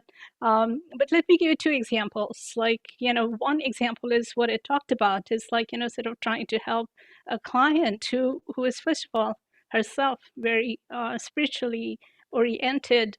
And it made a difference to her when we talked about Saint Kabir's philosophy. And in fact, I also do a philosophy and music program, and I have videos about Saint Kabir's philosophy. And then, one of my friends, who's a classical singer, also puts the poem to music, and they are becoming popular, but they probably have a different audience.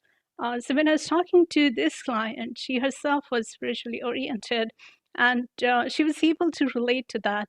And it might have also been, some kind of connection between the counselor and the counselee, where like she was able to sort of, see the point in that. But there was another client I was working with who was a teenage girl, and she obviously had no connection with spirituality, but she had the same problem, that she was feeling very lonely and isolated and unloved, and as a result, she wasn't able to socialize. And with her, I took a completely different tack because I knew that spirituality would make absolutely no sense to her. So she used to like rap music. And then I talked to her about rap music, and we talked about a lot of songs which are in rap music, which sort of, resonate with her.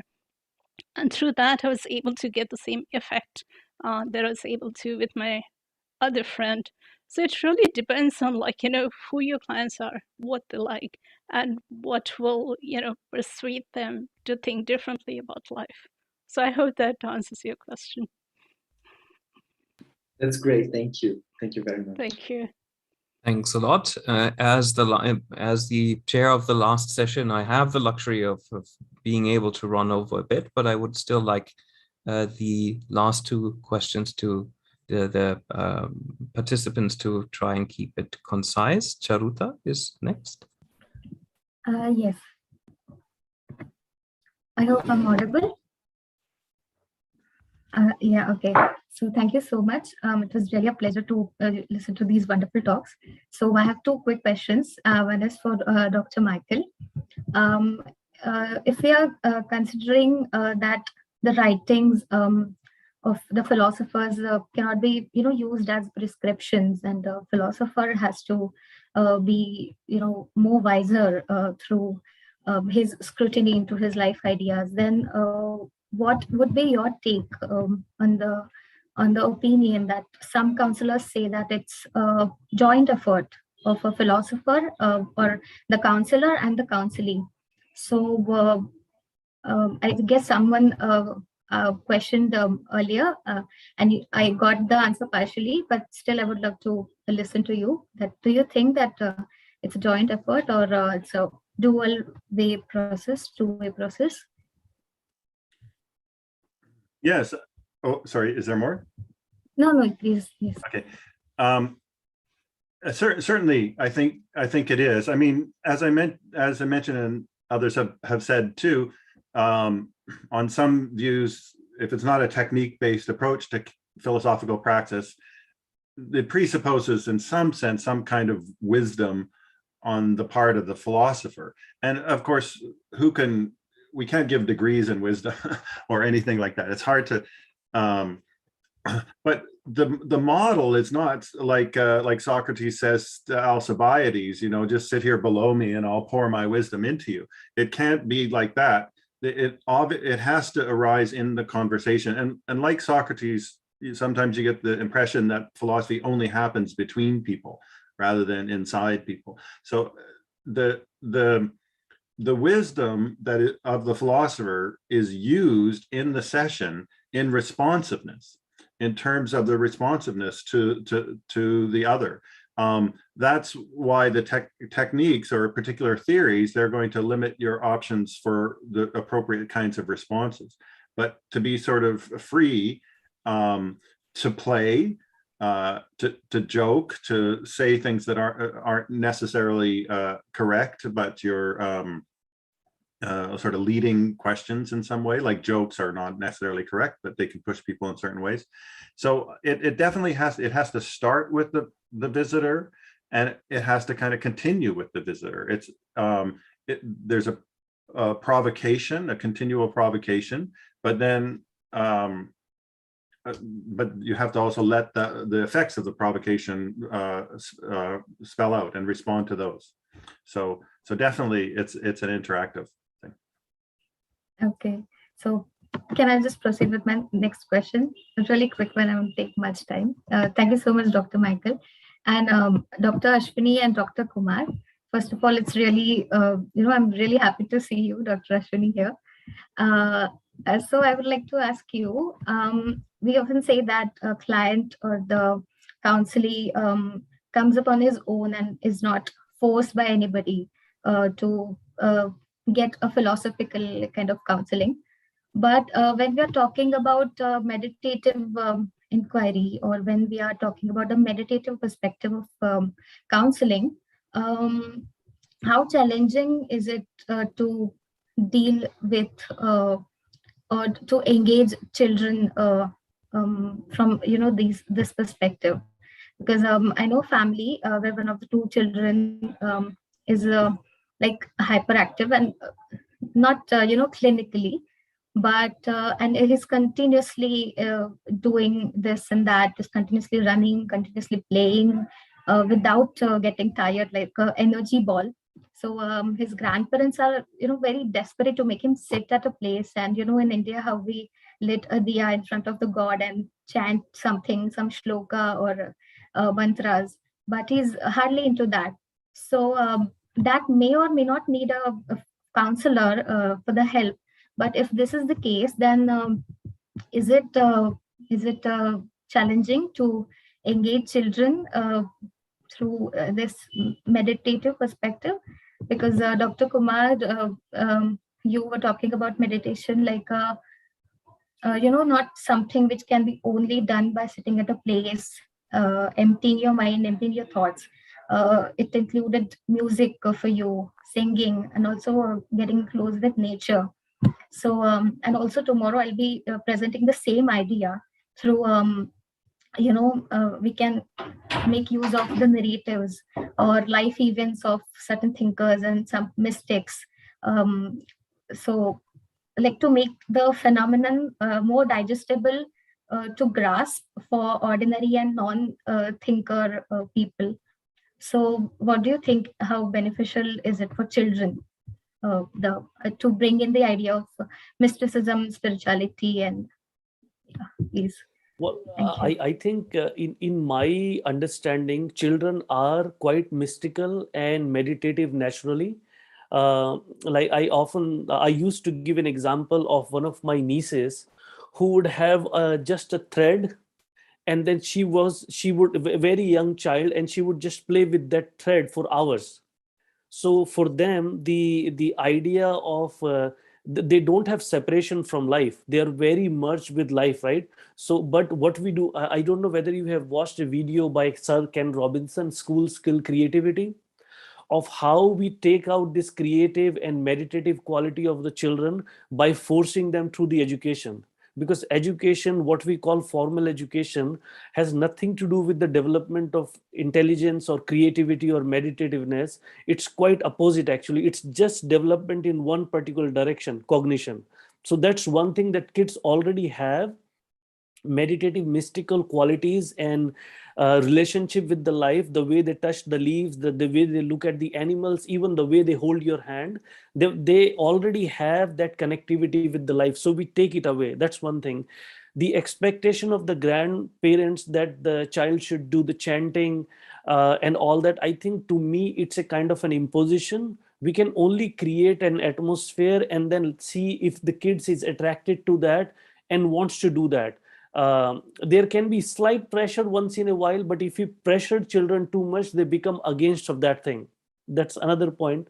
The third point is, if a child is moving, rejoicing in the movement, in the running around, why categorize them ADHD or some other psychological label? If they are running around, let them run around. So in the video that I'm talking about by Sir Ken Robinson, he talks about a child who couldn't sit still, and the parents would take her to a counselor, and then a counselor just observed her, and she was dancing in the observation room. She got up and she started dancing, and then the counselor told the parents, your child don't have any problem, she is a dancer. And then she actually went on to become one of the best dancers in Europe. I don't have the names, but please do watch Sir Ken Robinson's video, Schools Kill Creativity. So if we can just let children be who they are, not necessarily if they're breaking things, if they're hurting people, you have to engage them in conversation. But if they're running around, if they want to play, I don't think we should curb that. Just one more point in association with that, meditative inquiry is becoming aware of your action. So can we engage children in becoming aware of their movement? So can we have a conversation with the child? You move around, do you love moving around? Why do you move around so much? Like, what kind of a pleasure or joy do you get? And are you aware when you are doing that? What kinds of thoughts and feelings go in you when you are moving around, right? So when we engage children in that dialogical engagement, the children become aware of their own actions and thinking and emotions. And then the meditative inquiry naturally sets in and become a very organic movement rather than something imposed from outside. Does it make sense, Charuta? Yes, it does. Thank you. Dr. Ashwini, please. Thank you, sir. Yeah, I would say Dr. Kumar explained it so beautifully, and I completely agree with him. So I don't have much more to add. And it's good to see you too, Charita. Yes. Okay. Thank you so much, all three of you. Thank you. Thank you. We have a last. Raja, can I just, somebody asked me a question in the chat, and that's not a question that I can respond in the chat, but I will just take 1 minute to respond to that. Somebody wants to know the difference between consciousness and awareness, the way I have used it in my word. So consciousness is whatever is happening inside you, the thinking and the feeling, thoughts, images, dreams, all that you experience within yourself is consciousness. And paying attention to that, becoming aware of that is awareness. So I'll just keep it at that because of the time, but I just didn't want to leave it alone. Thank you. Appreciate it.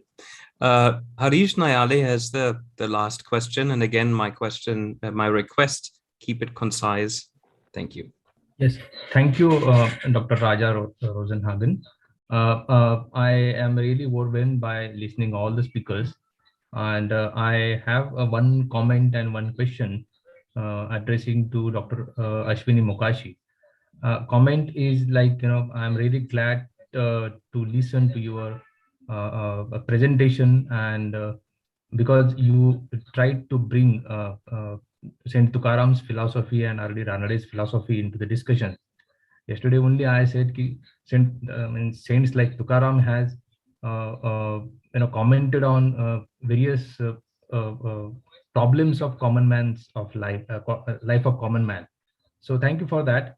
But then I'm curious, how at international level are you getting some insights from the spiritualistic traditions like Saint Tukaram and R.D. Ranade, Gurudev Ranade. So, what are your experiences with all this? And secondly, how do you make a distinction, as you mentioned, between spiritualistic insight and philosophical insight? And what is your experience with the insights while using in the counseling? Well, thank you, first of all, for your kind words. I appreciate that. And, there's a very large population, not just of Indian people, but also non-Indians who are interested in spirituality and, trying to sort of push the boundaries of philosophy into spirituality. And I know that, from a bitter experience, I learned that the kind of work that I did with Sapiens and Siddha Prajna, which is sort of like, which can fall both in philosophy and or in the religion department that there's a very strict understanding, very strict boundaries about what is considered philosophy and what is considered religion. So academically, I would have probably found it easier if I belonged to a religion department, but I was very adamant about insisting that it is really a sort of study about philosophy. And sometimes I still run into that problem with other academic colleagues, because I think I'm kind of pushing the boundaries a little bit here.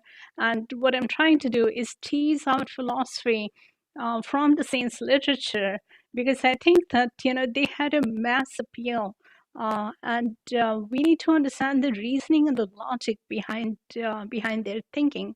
So it's really sort of like, I mean, the divinity and the spirituality is extremely important in the studies of the saints, but there's also philosophy which needs to sort of like be teased out in a way that it makes it very logical and appealing to our reasoning faculty. And that is my effort. But since I'm sort of like in the gray area, I'm always sort of having difficulties either with academic people or with spiritual people, because the concern for the spiritual people is, why do you want to be rational about it? Why don't you just accept it? But if you talk about acceptance, you'll see that among Stoics as well. I mean, the Stoic thinkers say that once you accept life as it is, it makes it just so much easier to deal with your problems. And in some ways, I've talked about that in Saint Tukaram's philosophy as well. I mean, he accepts everything that is happening to him, and his life had just so many ups and downs. He was treated so poorly by people around him, and yet, like his family and his followers just stood by him through thick and thin, and finally came out as a winner. But I mean, just imagine how much suffering he went through. So I feel that in some ways, like, one has to be open. I mean, I find some of my insights also in evolutionary biology, which is a completely different field. But I think a lot of, sort of different fields of knowledge have something to offer. And my core interest is in solving problems. And if I get a solution in either evolutionary biology or in spirituality, I'm still open to it, because I can still put it in philosophical terms. And likewise, I find a lot of insights in Gurudev's philosophy, or various saints' philosophy, and I hope that makes sense to people. So thank you. Thank you for your response. Thank you very much. Thank you very much. Thank you to all the participants and to all the speakers for your patience in responding to the various questions. A very exciting and lively debate. We have seen a couple of themes that have occurred throughout the day. For to pick out one, we have seen an emphasis on non-medicalized counseling by Ashwani Kumar. We started the day with this when Professor Rabe said something very, very similar. So some of these motives have been recurring throughout the day, and we have had two talks about meditative inquiry and or sort of relatedly Indian traditions that are spiritual also in nature. And we've had a corrective reading of, shall we say, of Achenbach's rejection of methods in a way. And I've just typed this up in the chat. I'm left with questions for each of the speakers. One that piqued my interest, and I'll pursue this separately, is what is this connection with firearms against method? I'm now very curious, and I'll ask you separately. But yeah, we're leaving with more questions and with many other things to read and follow up on. And I can only thank everyone again. I think Bala, you would like to say some closing words. Over to you. Thank you, everyone. Yeah, thank you so much, Raja, for that wonderful compilation of this session.